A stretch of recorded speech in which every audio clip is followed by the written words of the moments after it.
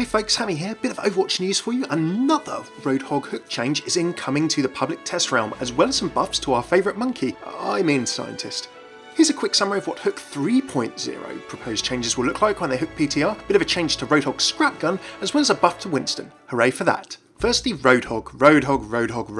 Well, it's been an era of murdering death pigs running around since his Hook 2.0 changes, and of course his Year of the Rooster skin had been released over the last few weeks. For the skilled player, not me, as you can see in this footage here, so do forgive that, Hook 2.0 in retrospect was a bit of a buff to the old Hogfather, although through space and time, Hooks got sorted a little bit. Hog's newfound consistency with the hook target dropping in front of him is making those one-shot combos a lot more solid. Combined with the only 6 seconds of hook cooldown to kill him or hide again after an encounter, Roadhog is a zoning, area denial menace. Looks like Blizzard are trying to tweak the balance of that a little bit. I wouldn't call it a nerf or a buff right now until we can try the effects, but here they are, and let's see if they help or hinder things. So the Roadhog changes. Scrap gun is getting a decrease in spread by 20%.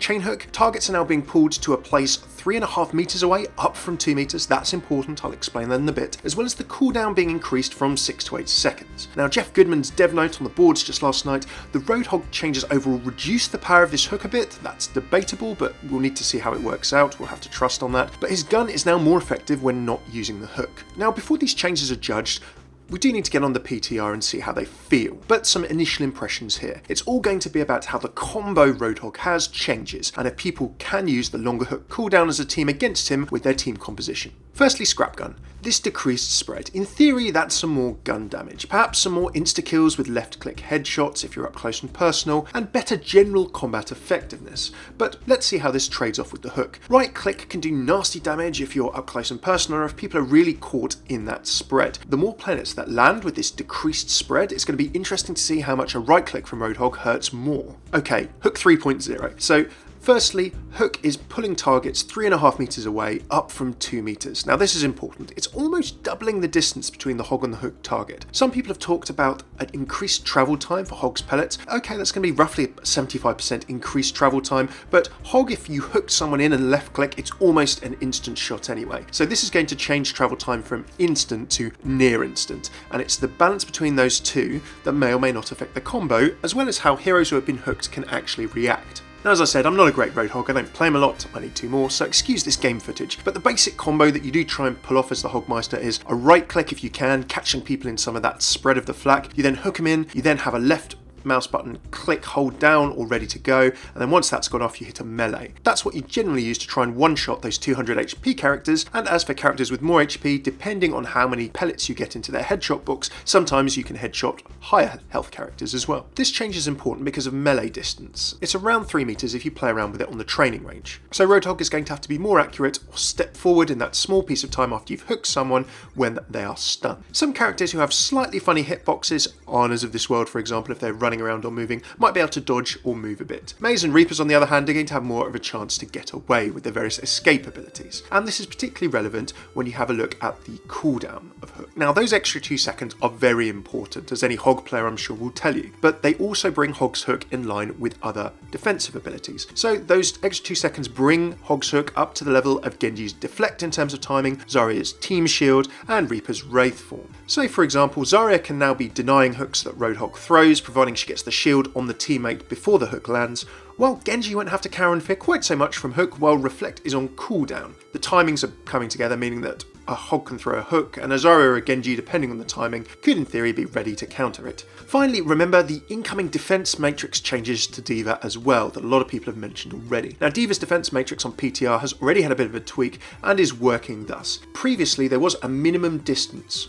Defense matrix wouldn't block shots until they were a very small distance away from the muzzle of the gun that shot them. This mattered a lot in certain situations, such as blocking an ally from getting killed by a Roadhog hook combo. The patch on the PTR, according to Jeff Goodman, has tried to remove this minimum distance entirely, so the projectiles are eaten directly out of the muzzle. So in theory, D.Vas can now be saving allies from Roadhog hooks by covering them with the defense matrix, which doesn't work on live right now. That feels pretty good, but it's another thing that's kind of tweaking this ability of Roadhog to land his hook combo, as well as moving targets in theory just out of melee range. So a bunch of buffs, it's very interesting. Some people are seeing it as a bit of a 6 of one, half a dozen of another. You're giving Roadhog something in terms of decreasing his spread for a bit more damage, but by moving targets a little bit further away when they've been hooked, there's this additional ability perhaps for them to escape or a teammate to take some other action before the combo goes off. Should be some interesting changes. Hopefully it doesn't remove Hog out of effectiveness completely, because his hook's a huge and very characteristic part of his kit, but it gives people a few more ways to react to it. We'll have to see. And also, will Roadhog become even more of a damage dealing machine than he is already? A lot of people have said that tanks in Overwatch are dealing a lot of damage right now,